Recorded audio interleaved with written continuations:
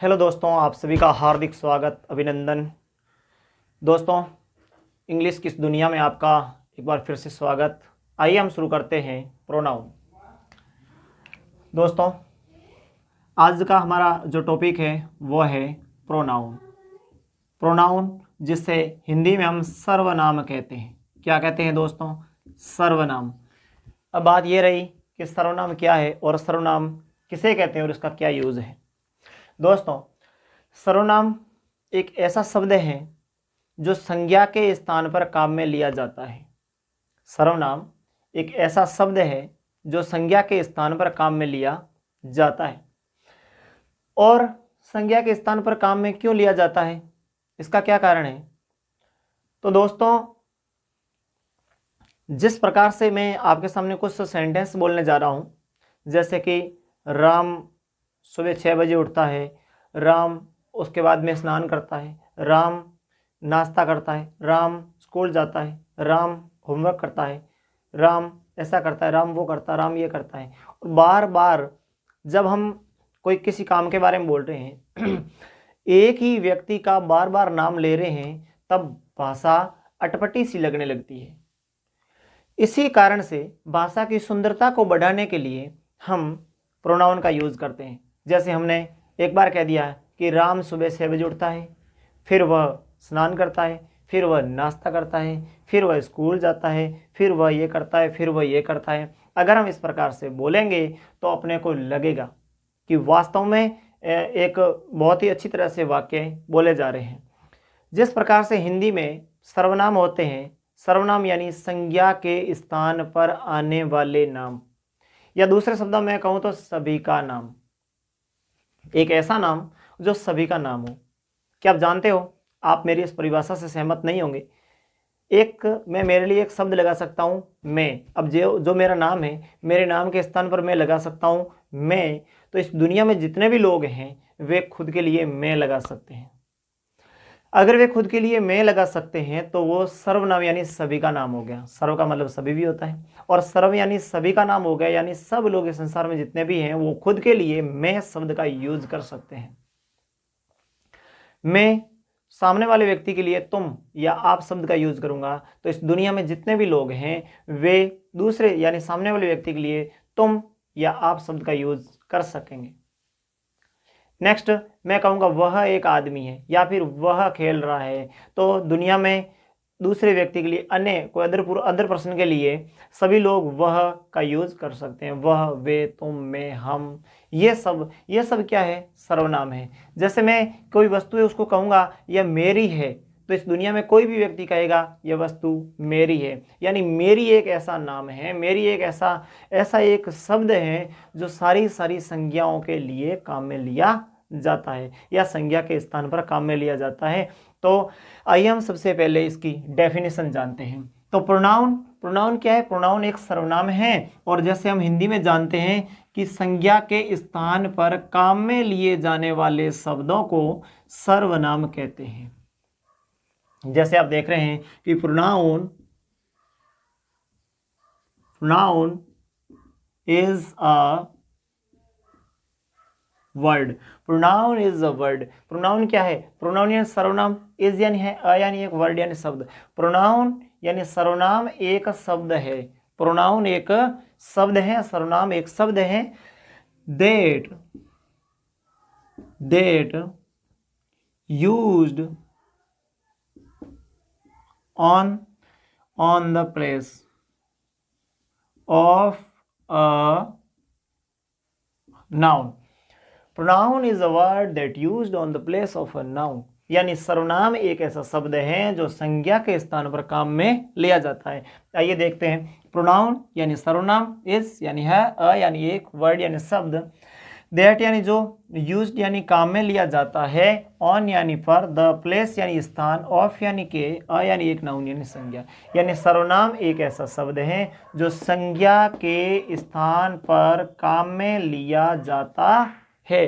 सर्वनाम एक ऐसा शब्द है जो संज्ञा के स्थान पर काम में लिया जाता है। आप समझ गए होंगे। जैसे मैं यहाँ पर देखता हूँ, मैं आपके सामने एक सेंटेंस लिख रहा हूँ, जैसे Ram is eating a mango. Ram is eating a mango. Ram आम खा रहा है। राम आम खा रहा है। अब देखो यहां पर संज्ञा शब्द कौन है? संज्ञा शब्द है राम, और एक शब्द है जो मैंगो। यहां पर एक मैंगो भी शब्द है। तो पहले हम एक को ही चेंज कर देते हैं कि Ram is eating a mango. उसकी जगह मैं ऐसा कह दूं तो कि he is eating a mango.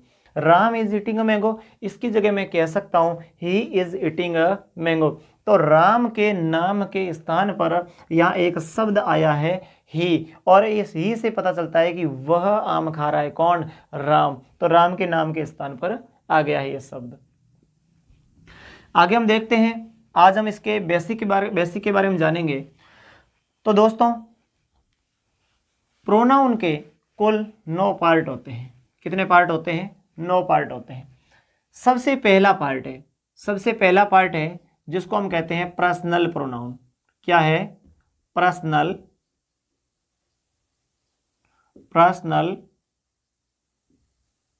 Pronoun. Personal pronoun का मतलब होता है व्यक्तिवाचक सर्वनाम। कैसा सर्वनाम है? व्यक्तिवाचक सर्वनाम। व्यक्तिवाचक सर्वनाम। पर्सनल प्रोनाउन यानी व्यक्तिवाचक सर्वनाम, यानी एक ऐसा सर्वनाम जो सिर्फ और सिर्फ यानी पर्सन के बारे में बताता हो, यानी पर्सनलिटी या पर्सन के बारे में बताता हो, उसको कहते हैं व्यक्तिवाचक सर्वनाम। व्यक्तिवाचक सर्वनाम को हम 3 भागों में डिवाइड करते हैं। कितने भागों में डिवाइड करते हैं? 3 भागों में डिवाइड करते हैं। तो देखिए सबसे पहला एक है जिसे हम कहते हैं फर्स्ट पर्सन। कैसा पर्सन? First person. सबसे पहला एक है जिसे हम कहते हैं फर्स्ट पर्सन। और फर्स्ट पर्सन एक ऐसा व्यक्ति होता है जिसे हम स्पीकर कहते हैं। क्या कहते हैं? स्पीकर। यानी हिंदी में बात करें तो बोलने वाला। क्या? बोलने वाला, यानी कि बात करने वाला व्यक्ति। कैसा व्यक्ति? बात करने वाला व्यक्ति। अब बात करने वाला कौन है?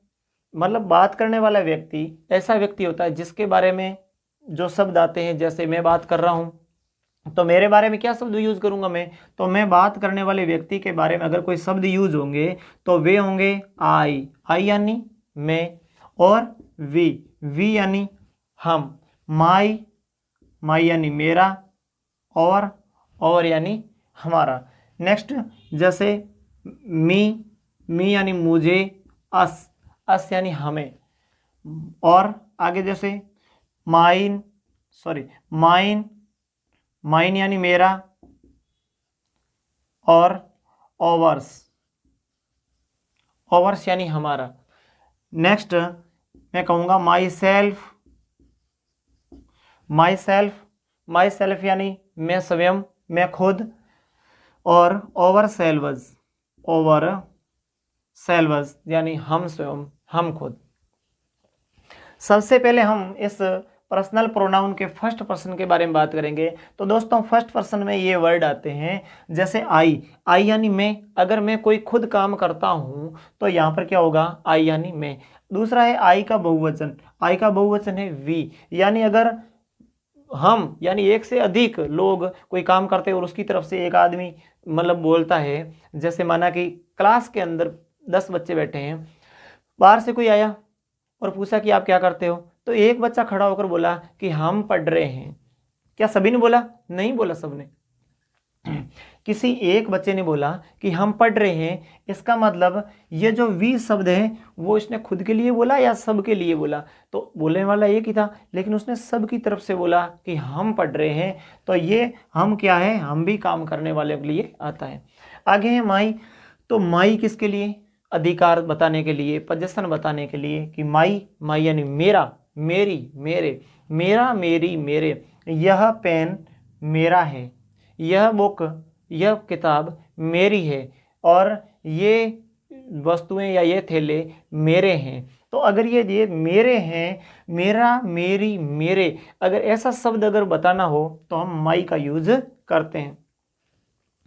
आगे है ओवर का मतलब होता है हमारा, हमारा, हमारी, हमारे, यानी अगर जैसे कोई दो जने हैं, क्या दो जने हैं और दो जनों की कोई वस्तु है या दो से अधिक लोगों की कोई वस्तु है, तो वे क्या कहेंगे, ये हमारी है, ये हमारा घर, ये हमारी स्कूल है। जैसे बच्चे जाते हैं ना स्कूल, वो क्या कहते हैं, ये हमारी स्कूल है, ये हमारा घर है ना। तो इसी प्रकार से ये हमारा घर, हमारी स्कूल, हमारी गाड़ी या हमारी क्लास, ऐसा भी कहते हैं। तो हमारा, हमारी, हमारे ये किसके लिए यूज होते हैं कि एक से अधिक जो फर्स्ट पर्सन के लोग होते हैं उनके लिए। देखो आगे, मी यानी मुझे। अगर मैं खुद कुछ नहीं करता हूं, मुझे कुछ होता है, यानी जैसे माना कि मुझे भूख लगी है, इसका मतलब मैं खुद करता कुछ नहीं, मुझे क्या लगी है, भूख लगी है। तो यहां पर क्या होगा, मुझे।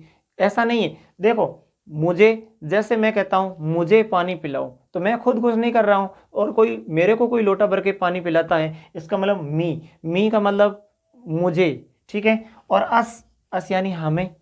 जैसे बच्चे कहते हैं सर हमको पढ़ाओ, बच्चे तो खुद नहीं पढ़ा सकते, खुद मतलब खुद क्या कहते हैं कि सर हमको पढ़ाओ। तो हमको या हमें ये कर्म है, ऑब्जेक्ट है, और ये है अस। आगे एक शब्द आ रहा माइन। क्या है, माइन। माइन क्या कहता है दोस्तों, माइन कहता है कि माई वाला वही अर्थ है कि मेरा, मेरी, मेरे। अब इसका और इसमें अर्थ मतलब डिफरेंस क्या है वो हम आगे जानेंगे, थोड़ा सा आगे चलेंगे तब मैं आपको बताऊंगा कि माई और माइन में क्या अंतर है, क्यों इसको अलग अलग लिखा जाता है। दोनों का अर्थ तो सेम ही होता है, माई यानी मेरा, मेरी, मेरे, और माइन यानी मेरा, मेरी, मेरे। फिर भी क्यों, ऐसा क्यों है, दोनों का सेम अर्थ, अपन कौन सा यूज करेंगे, अपने को क्या पता चलेगा। चलो हम आगे आगे आपको बताऊंगा मैं। यहां पर है ओवर्स। ओवर्स का मतलब क्या होता है, हमारा, हमारी, हमारे। तो ओवर का मतलब हमारा, हमारी, हमारे। तो इसमें फर्क क्या है, चलो आगे चल के एक्सप्लेन करूंगा। अभी है माई सेल्फ। माई सेल्फ का होता है मैं, खुद। सेल्फ, देखो सेल्फ का मतलब होता है स्वयं, सेल्फ का मतलब होता है स्वयं। माई यानी, माई का मतलब मेरा, और मेरा, मेरी, मेरे। जब ये सेल्फ के साथ जुड़ता है तो हो जाता है मैं खुद, मैं स्वयं, मुझ स्वयं। इस प्रकार की ये इसके अर्थ निकलता है। यह है ओवर सेल्वज। ओवर सेल्वज मतलब हम स्वयं, हम खुद, इसी प्रकार से, या हम स्वयं को, ऐसा। अब आपको लगा कि भाई ये सेल्फ, एक तो किसी जगह सेल्फ लगता है और किसी जगह सेल्वज लगता है, ऐसा क्यों लगता है दोस्तों। ऐसी बात है, यहां पर देखो ये माई किसी एक व्यक्ति के लिए आता है, किसी एक व्यक्ति के लिए आता है, इसलिए इसको कहते हैं एक वचन। और ये ओवर किसी एक से ज्यादा व्यक्तियों के लिए आता है, इसलिए इसे कहते हैं बहुवचन। अगर एक वचन है तो यहां पर सेल्फ लगेगा, क्या लगेगा, सेल्फ, SELF, सेल्फ यानी स्वयं। और अगर एक से अधिक लोगों के बारे में बात हो रही है तो यहां सेल्वज लगेगा, क्या लगेगा, सेल्वज। ये सेल्वज कहां से आया, ये सेल्फ का बहुवचन है। देखो हमने देखा होगा कोई भी, जैसे हमने देखा नाइफ, नाइफ देखा, नाइफ में हम क्या करते हैं, इसका बहुवचन बनाते हैं ना, तो हम ऐसा करते हैं, इसका F और E को हटा देते हैं और VES लगा देते हैं, लगाते हैं ना। जैसे हमने देखा थीफ, थीफ, थीफ है, तो थीफ के अंदर हम क्या करते हैं, इस F को हटा देते हैं बहुवचन में और यहां पर VES लगा, थीव्स लगा देते हैं। अगर यहां पर अगर F को हटाकर VES लगाते हैं तो यहां पर भी है जो सेल्फ है, सेल्फ में F को हम हटा देंगे और यहाँ पर SEL लिख के और उसके बाद में इसका बहुवचन VES से बनेगा। तो ओवर क्या है, ओवर बहुवचन है, और ये सेल्वज क्या है, ये भी बहुवचन है। तो बहुवचन के साथ बहुवचन, एक वचन के साथ है एक वचन, यानी कि सिंगुलर के साथ में सिंगुलर और प्लूरल के साथ में प्लूरल। चलिए सेकंड पर्सन के बारे में जानते हैं दोस्तों। पर्सनल प्रोनाउन का दूसरा पार्ट है कि सेकंड पर्सन। कौन सा पर्सन है, second person. Second person, second person का मतलब होता है मध्यम पुरुष, जैसे हम मध्यम पुरुष कहते हैं, यानी कि लिसनर, सुनने वाला, यानी कि सुनने वाला। जो शब्द सुनने वाले व्यक्ति के लिए आते हैं वो सेकंड पर्सन कहलाते हैं, ठीक है। यानी आप देखिए, सुनने वाले, अगर मेरे सामने कोई खड़ा है मैं उसको क्या कहूँगा, वह खड़े हो जाओ, ऐसा नहीं, तो तो मैं कहूँगा तुम खड़े हो जाओ, क्या कहूँगा, तुम। या अगर कोई बड़ा है तो उसको आप कह दूंगा, अगर उसको इज्जत देना चाहता हूँ आप कह दूंगा। लेकिन इंग्लिश में इज्जत दो या मत दो, उसमें इंग्लिश में यू वी कहा जाता है। क्या कहा जाता है, यू।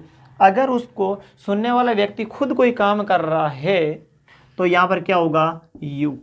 और अगर उसको कोई काम होता है तो, ठीक है, अगर उसको, मैं आपको किताब देता हूँ, आपको यानी वो खुद कुछ नहीं करता है, मैं उसको क्या देता हूँ, किताब देता हूँ, तो ऑब्जेक्ट होगा, और ऑब्जेक्ट भी क्या होगा, यू।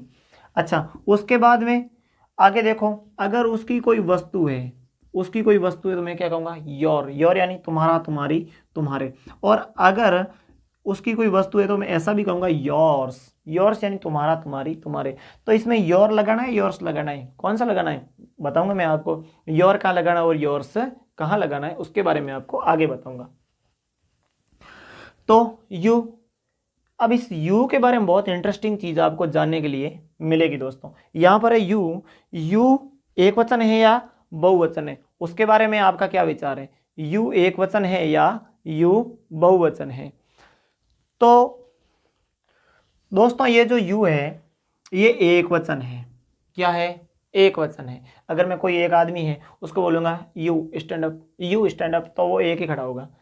हाँ, तो इसका बहुवचन क्या है दोस्तों, यही इसका बहुवचन है, यही इसका क्या है, बहुवचन। सॉरी, यू का एक वचन भी यू है और यू का बहुवचन भी यू है। यानी अगर एक से अधिक लोग हैं तो मैं कहूँ यू स्टैंड अप, तो वो एक से अधिक लोग खड़े हो जाएंगे, you stand up, you stand up. देखो, और अगर एक आदमी है उसका ऑब्जेक्ट, यू का ऑब्जेक्ट भी, जिसका यू का सब्जेक्ट भी यू, यू का सब्जेक्ट यानी कर्ता भी यू, यू का ऑब्जेक्ट यानी कर्म भी यू।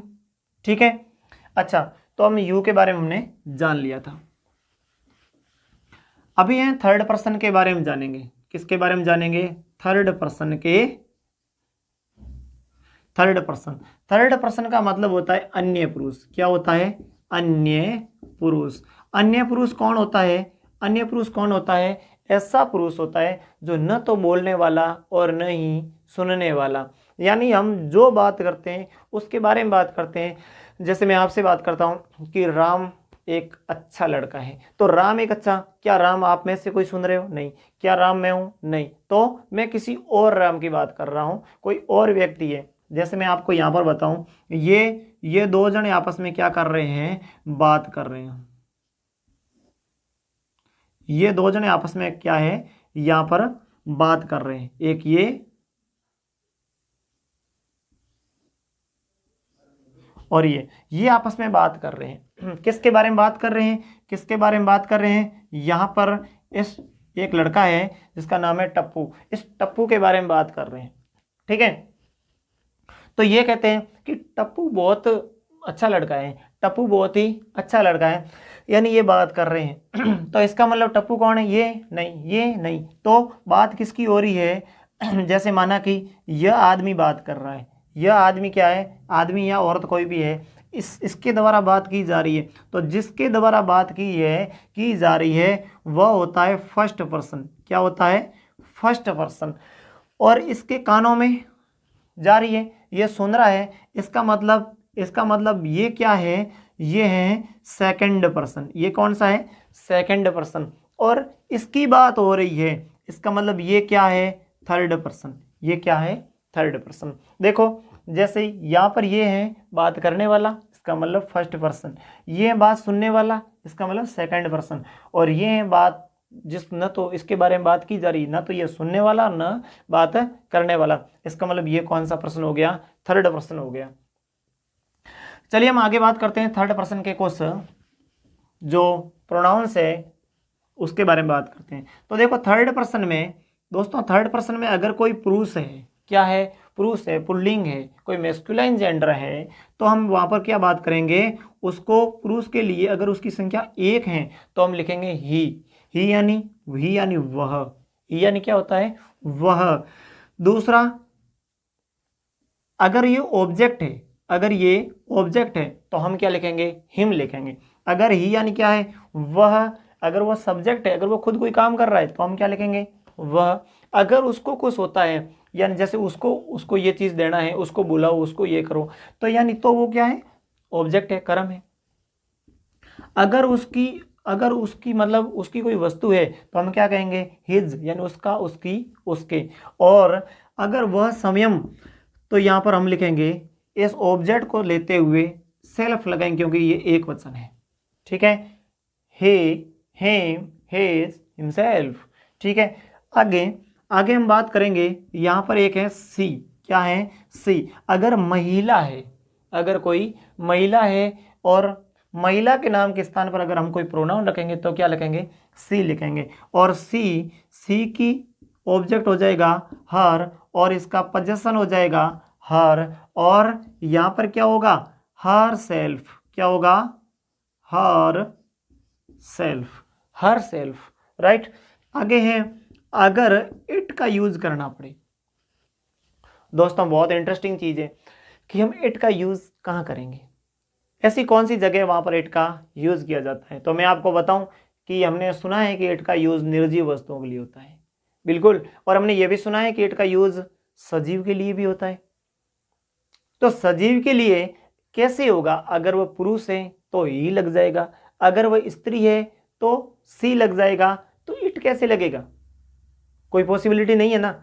हाँ, मैंने सुना है कि छोटे बच्चों के लिए क्या इट लगता है, क्यों लगता है, अगर वो पुरुष है तो ही लगेगा, अगर वो स्त्री है सी लगेगा। मैंने ये भी सुना है कि पक्षियों के बारे में, जानवरों के बारे में, वहां पर क्या लगता है, इट लगता है। क्या आपने विचार किया ये इट क्यों लगता है। चलो आज मैं आपके इस अज्ञान के दरवाजे खोल दूंगा कि दोस्तों इट का यूज तब होगा जब अपने को किसी भी प्राणी के लिंग का पता ना हो, वह पुल्लिंग है या वह स्त्रीलिंग है, इस बात का हमें ज्ञान नहीं हो तो हम इट का यूज करेंगे। कल्पना कीजिए आपसे आधा किलोमीटर दूर, जहां आप खड़े हैं, आपसे आधा किलोमीटर दूर कोई ऐसा जानवर खड़ा है।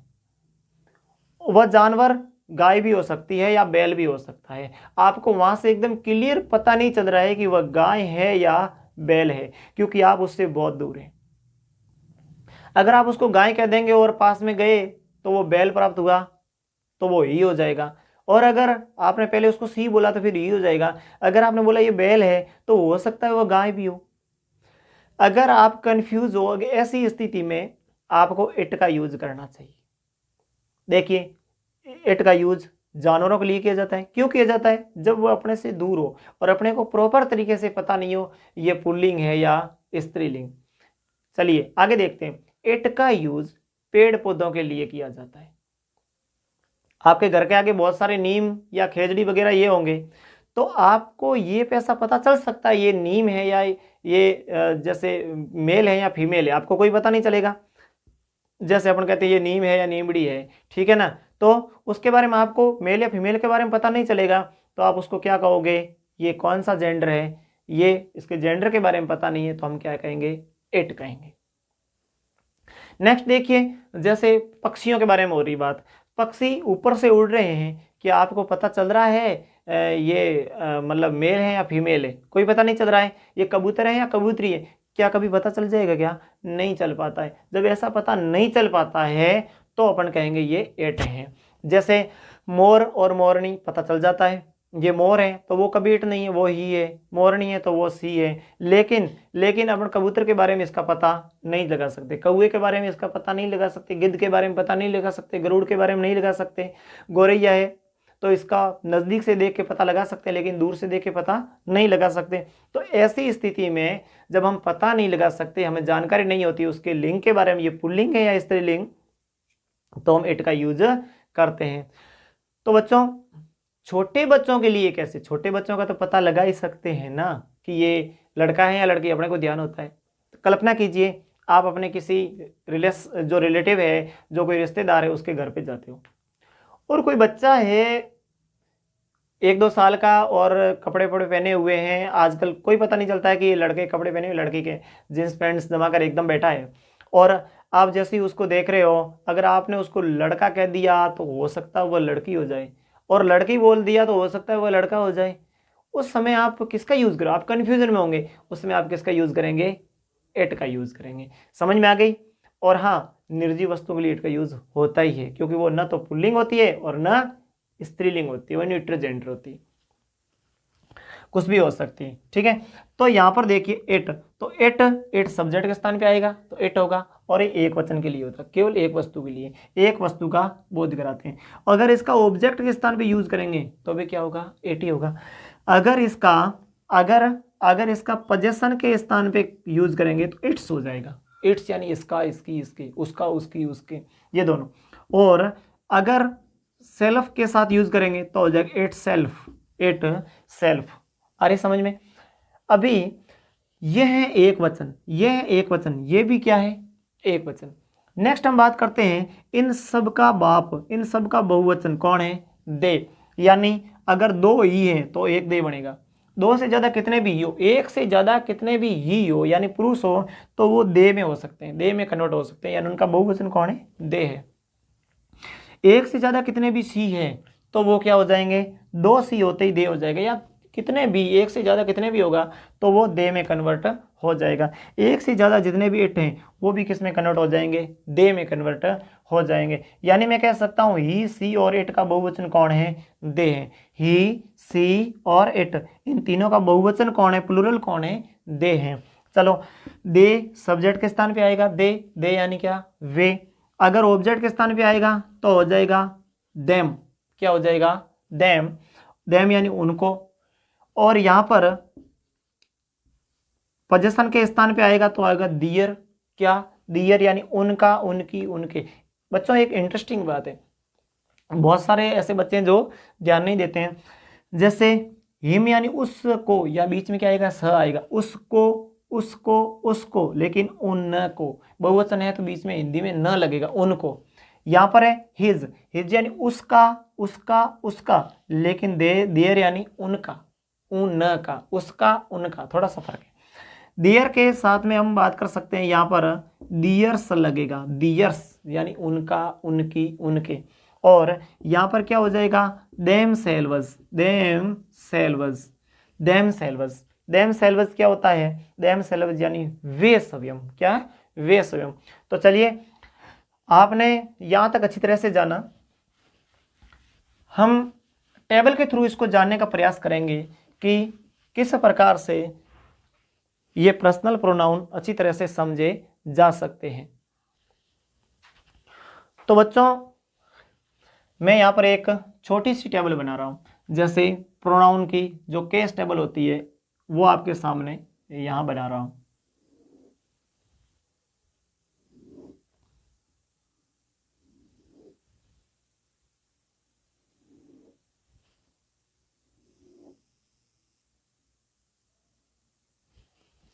हाँ, तो यहाँ पर जो पहला ही पहला स्थान में यहाँ पर लिख रहा हूँ, ये पर्सनल प्रोनाउन की केस टेबल है।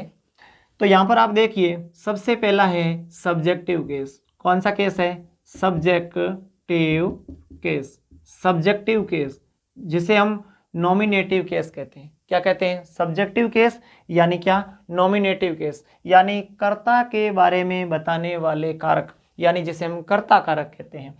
दूसरा है ऑब्जेक्टिव केस। कौन सा है, ऑब्जेक्टिव केस, ऑब्जेक्टिव केस यानी जिसे हम कहते हैं कि कर्म के बारे में बताने वाले कारक, यानी कर्म कारक। और आगे हैं पजेसिव, पजेसिव, पजेसिव कितने, जैसे ये हैं possessive, possessive adjective, possessive adjective, possessive adjective. और दूसरा है पजेसिव प्रोनाउन, पजेसिव एडजेक्टिव और पजेसिव प्रोनाउन। एक छोटी सी केस टेबल आपके सामने लेकर आया हूं, इससे समझने का प्रयास करें।